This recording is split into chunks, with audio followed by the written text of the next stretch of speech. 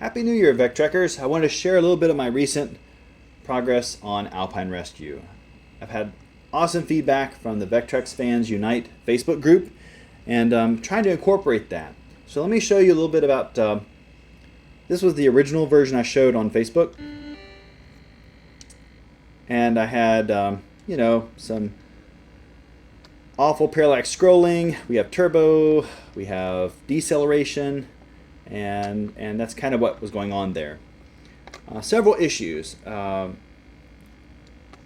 Jaffe Riddle shared with me that basically, the parallax is a little bit off, and that's really important to me to get that right. And I appreciate his filmmaker's perspective and actually making an animation to help me understand that.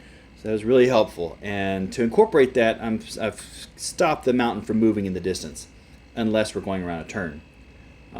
Also, Ken shared with me might help the up and downhill feeling by curving the horizon line up and downwards.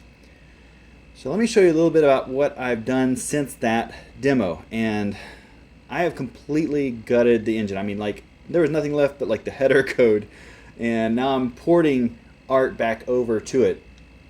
But I really ripped it all out and built this new engine that works so much better. Now, this is still very demo, and the art I'm still working on, right?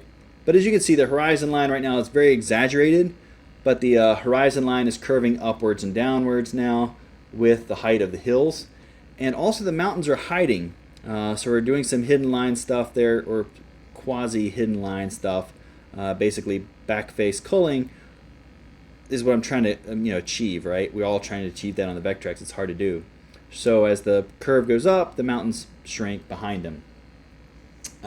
Okay, the biggest, most dramatic difference to the engine is this idea where basically the previous one I was doing it just like the stars on the menu of the Vec Multi, right? Where it's like you're setting a trajectory on your items and you're sending them forward with the scaling, and it looked cool, but it wasn't that outrun look that I was looking for, where you're going over hills. And to do that, I have to have control of different layers going into the screen at all times. And so as you can see, they're kind of going up and down. Let me help you visualize this by doing this right here. So this is not going to be in the game, but these are basically rows. If you think of it as an Excel spreadsheet with columns and rows, right? So we are assigning an item to a column. So like this tree is on the column 1. This tree over here is column 9, and these things are going like 7, 8, 9. And then we got some turbos coming here, I think, at 2, 3, 4, 5, 6. That's the columns they're lined up on. And then we have the rows coming towards us. And so each row is independently controlled with the height. So basically, so we have row in the back is row A, all the way up to row F, which we see here. And your snowmobile, or this square, is on row E. So you can see it kind of goes up and down with row E, right? Which is great. That's what I was trying to get at. Future work will be when row A drops below, it will disappear. We'll have the back face culling items on row A. If they are below the rows in front, then they will also disappear. That's my goal. So let's turn off the rows. Several great things have happened with the new engine that I've got. The new way I built it is that, first of all, I went from almost 30,000 cycles for what we had previously. The processors, was taking 30,000 cycles. Now we're under 20,000 for a lot of this, and that's amazing to me. I still have to redo the drawing subroutine. So the built-in subroutine is what I'm using right now. And as you all know, and I've read some stuff from the fellow who made Beluga Dreams, that he used Malban's optimized drawing. So I'm really looking forward to incorporating that. I'm hoping that helps to speed things up as well. I'm doing several other tricks that I've sort of picked up along the way. So far it's going great. I'm very encouraged by all of this.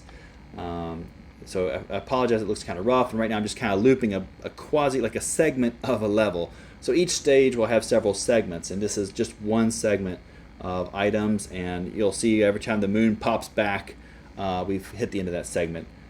In the final version, of course, the moon's going to do its whole transit and you've got to save the person before the night is over. So this is stage 1, basically, where you're on the snowmobile.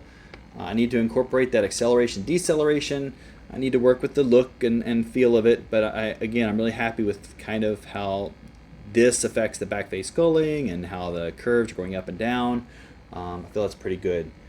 There's several things I could probably do to make it look better. Maybe you have some suggestions as well.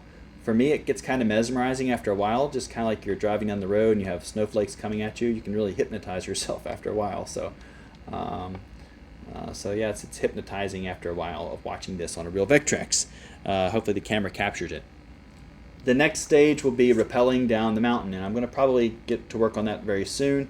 I may actually take a break from this and start on that, but I've got a few more things I want to patch up on here before I go to the next stage.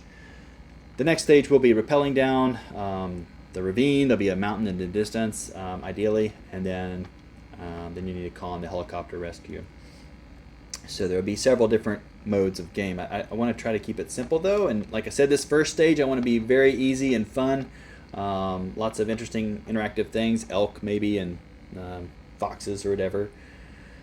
So looking forward to that. I appreciate you staying along for the ride, and I will keep you updated, hopefully on YouTube and Facebook. So feel free to subscribe to my YouTube if you're not on the Facebook group.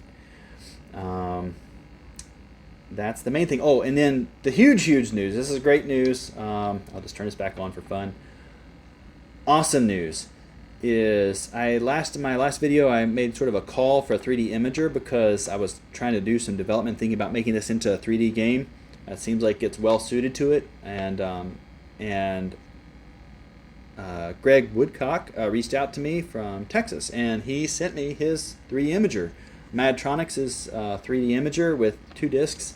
It works awesome, and I just couldn't be happier. But I've learned a lot. Things that I expected would look amazing, surprise me, maybe by not so much, but then some things that I didn't expect to even look incredible at all are mind-blowing. So it's really eye-opening to see what works, what doesn't work. And I don't know if I've mentioned or not, but my goal with this game, and I've got one goal going on, but my goal is to really see what we could do with the original specs, right? If the programmers in the original day in 1982, 1983 actually had more than a month to work on this published game, right? So they were really pressed and time crunched to get it out by Christmas, and most of them only had about a month or 2 to make a game, not much quality assurance testing. And they made amazing games like Mindstorm and Cosmic Chasm and others, right? Just blows you away. So what could they have done if they had more time to work full time on it? I don't have full time, but I'm going to spend at least, the next hopefully 6 months to really polish this up, and in my spare time. And I'm just going to see what we can do. And I'm trying to keep it within spec. So that means, in my mind, about 8 kilobytes of ROM space, right? I think they could do 32 kilobytes, but I don't know if the programmers back then actually had that much available. It was pretty expensive probably for that. So I'll, if you have some ideas about what original specs would look like, let me know. I think 8 kilobytes sounds about right to me. Right now we're about 3 kilobytes. So we're doing good. We have plenty of room, I think. And then the other thing is I'm trying to keep it under 30,000 cycles. Like I said, we're under 20 right now. The original developers actually, I don't know if they had a way to even test that. I'm fortunate, right? We're fortunate. We have Malbin's VIDE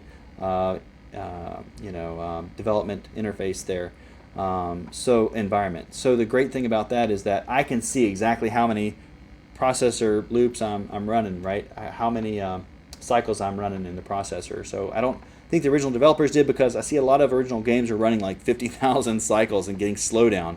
I'm really trying to avoid any kind of slowdown. I'm trying to avoid anything where they go off the screen and make the glow off the side of the screen, right? Pole position, I'm looking at you. That game, it's amazing. It's a great, bar to reach for, but the things go off the screen and they have the glow. So my next video will be about the 3D imager. I'm going to talk about things I've learned from the different games that are available for the 3D.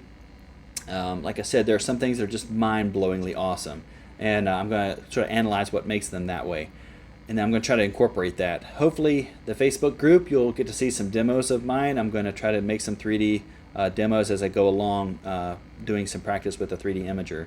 Probably to start off with some objects. I love Mindstorms. enemies. Those are awesome, right? They look like they're coming right out there at you. So stay tuned. Great things coming up. And have a great night. Stay safe, and we'll see you next time.